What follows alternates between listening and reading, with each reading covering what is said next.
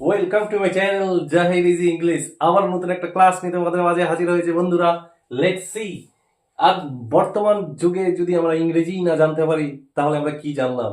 ইংরেজি এত এই সুন্দর পদ্ধতিতে যদি ইংরেজি জানতে চাও তাহলে অবশ্যই অবশ্যই ক্লাসটা ফলো করো প্রথম থেকে শেষ অবধি দেখো। অনেক ইংরেজি জানার প্রতি আগ্রহটা বেড়ে যাবে। হ্যাঁ, অনেক ইন্টারেস্ট নিজেদের মধ্যে তৈরি হবে। লেটস সি, ছিল ছিল ছিল এর আগে আমি অধিকার নিয়ে আলোচনা করেছি। আজকের আলোচনা হচ্ছে ছিল ছিল অবস্থান। অবস্থান আমরা কি করে পাবো? নোট। ক্রিয়াকে কথায় দিয়ে প্রশ্ন করলে অবস্থান পাওয়া যায়। যদি থাকে কথায় ছিল, যেমন গাছে একটি পাখি ছিল, কোথায় একটি পাখি ছিল, গাছে ছিল, এইভাবে আমরা অবস্থান পাবো।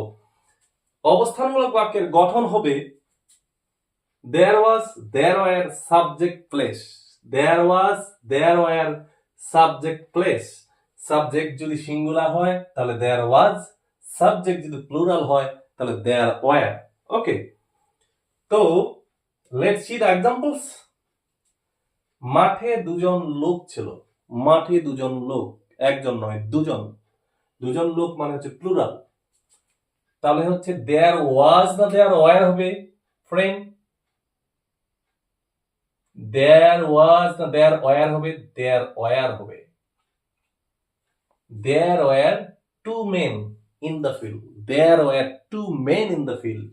মাঠে দুজন লোক ছিল। এবার গাছে অনেক পাখি ছিল, পাখি অনেক। there were many birds in the tree. there were many birds in the tree. গাছে অনেকগুলি পাখি ছিল। তো এইভাবে আমরা যদি ইংরেজি জানি তাহলে হচ্ছে মনে হবে ধীরে ধীরে সে মেরে জিন্দগি মে আনা, ধীরে ধীরে সে দিল কো চুরানা। এক বাক্য থেকে চার বাক্য রূপান্তর। এক বাক্য থেকে, এবার বন্ধুরা ফ্রেন্ডস, এবার এক বাক্য থেকে চার বাক্য আমরা শিখতে চলেছি। there was a fan in the room. there দিয়ে বাক্য শুরুর ক্ষেত্রে উল্টো দিক থেকে অর্থ হয়। in the room মানে ঘরে একটি ফ্যান ছিল। there was a fan in the room মানে ঘরে একটি ফ্যান ছিল। there was no fan in the room আবার ঘরে কোনো ফ্যান ছিল না। ঘরে কোনো ফ্যান ছিল না। এবার আমরা প্রশ্নবোধক যদি করি তখন there was ছিল was there হয়ে যাবে। was there a fan in the room? ঘরের মধ্যে কি একটি ফ্যান ছিল? 4 নম্বর বাক্য প্রশ্নবোধকের নাবাচক। was there no fan in the room? ঘরে কি কোনো ফ্যান ছিল না? ঠিক এইভাবে অনেকগুলো প্র্যাকটিস আমরা করতে পারি। আমি এখানে দিয়েছি there was বা there were, কতগুলো সাবজেক্ট দিয়েছি আর প্লেস দিয়েছি। প্রথমত আমরা there was দিয়ে প্র্যাকটিস করব। there was সিঙ্গুলার সাবজেক্টের জন্য ইউজ করব। প্রথমে দেখুন বন্ধুরা, there was a tree in the garden. there was a tree in the garden মানে কি? বাগানে একটি গাছ ছিল। বাগানে একটি গাছ ছিল। there was a land beside the river. নদীর পাশে একটি জমি ছিল। there was a land beside the river.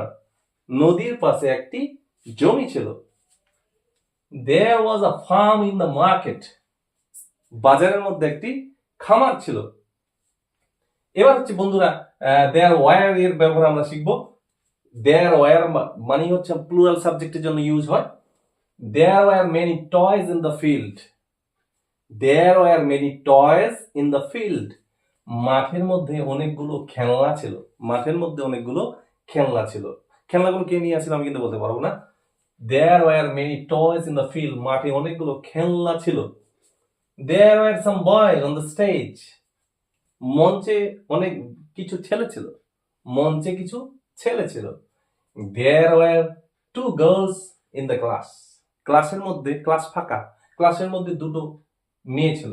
there were two girls in the class. ক্লাসের মধ্যে দুটো মেয়ে ছিল।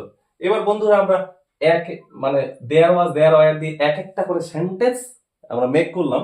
এবার হচ্ছে একটা সেন্টেন্সকে আমরা কিন্তু চারটা সেন্টেন্সে পরিণত করতে পারি। যেমন প্রথমত আছে there was a tree in the garden. there was a tree in the garden বাগানের মধ্যে একটি গাছ ছিল। আমি বলবো বাগানের মধ্যে গাছ ছিল না। তখন কি হবে? এর জায়গায় নো করে দেব। there was no tree in the garden. বাগানে গাছ ছিল না। এবার আমি যদি বলি বাগানে কি গাছ ছিল, তখন দেয়ার ওয়াজ দেয়ার হবে। কি হবে? There was there a tree in the garden? বাগানের মধ্যে কি একটি গাছ ছিল?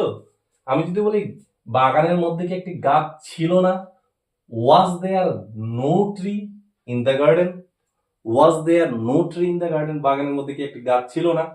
এবার ওয়াজ দিয়ে আমি 4টা সেন্টেন্স নির্মাণ করে দেখালাম। এবার হচ্ছে ওয়্যার দিয়ে 4টা সেন্টেন্স আমি করছি।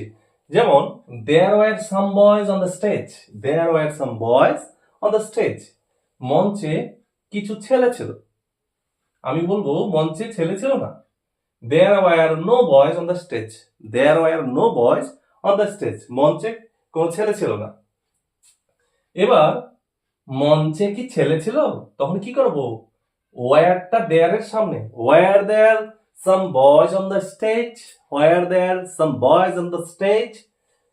মঞ্চে কি কিছু ছেলে ছিল? আমি যদি বলি এবার মঞ্চে কি কিছু ছেলে ছিল না, were there no boys on the stage? মঞ্চে কি কোনো ছেলে ছিল না। এইভাবে সুন্দর এই পদ্ধতিতে আমরা অগণিত সেন্টেন্স তৈরি করতে পারি। Thanks for watching. See you again on the next day with a new video. Okay, tata, bye by.